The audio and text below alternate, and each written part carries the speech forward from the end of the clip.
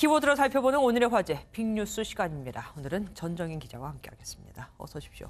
첫 번째 키워드, 동화사 금괴 소동. 혹시 대구 동화사에서도 또 금괴가 나왔습니까? 그건 아니고요. 바로 앞 리포트에서 전북 익산에 2톤 금괴가 묻혀 있다는 소문이 돌고 있다고 하는데요. 지난 2012년 대구 동화사에서도 비슷한 일이 있었습니다. 한 탈북민이 동화사 대웅전에 금괴 40kg, 그러니까 우리 돈으로 24억 원어치가 묻혀 있다며 문화재청에 발굴 허가를 요청한 겁니다. 이 사람은 2008년에 탈북했는데 북한에 있을 때 남한 출신 양아버지가 6.25 당시 재산을 처분해 동화사 뒷뜰에 묻어뒀다는 얘기를 들었다고 주장했는데요.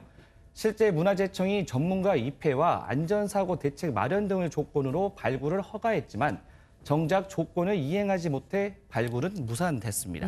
그래서 그거는 그냥 소동으로 우선 끝난 거예요. 금괴가 있는지 없는지는 아직 알 수 없고요.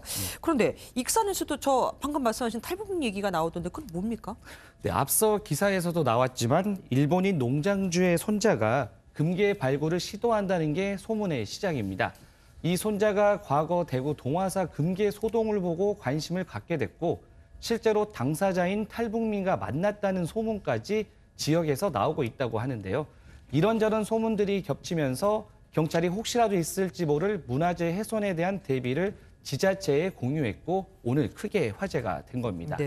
아직까지는 소문일 뿐 실제 구체적인 움직임은 없다고 합니다. 진짜 금괴가 있을지는 진짜 모르겠지만 팔 수 없다니까요.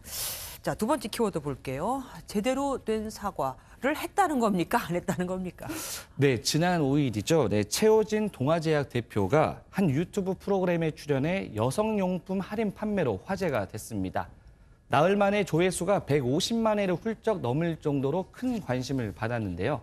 그런데 해당 영상 댓글에 지난해 동아제약 면접에서 성차별을 받았다는 누리꾼의 폭로가 달렸습니다.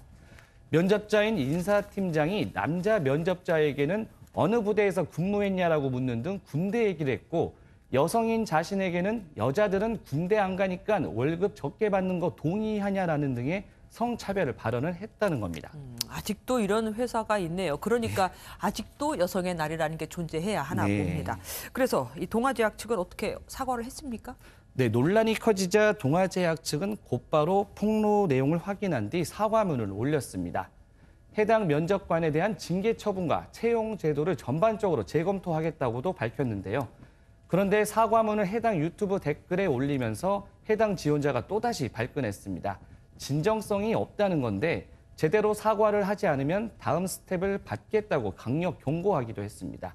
동아제약 측은 지원자에게 직접 사과를 했고 요구한 내용에 대해서도 내부적으로 검토하고 있다고 설명했습니다. 그래서 제대로 된 사과를 해달라는 거네요. 마지막 키워드, 교사 불륜 경징계. 저거 얼마 전에도 저희가 보도해드린 그 초등학교 선생님들 얘기 아닙니까? 네, 맞습니다. 지난해 12월 말 청와대 국민청원 게시판에 관련 글이 게시되면서 논란이 일었었죠.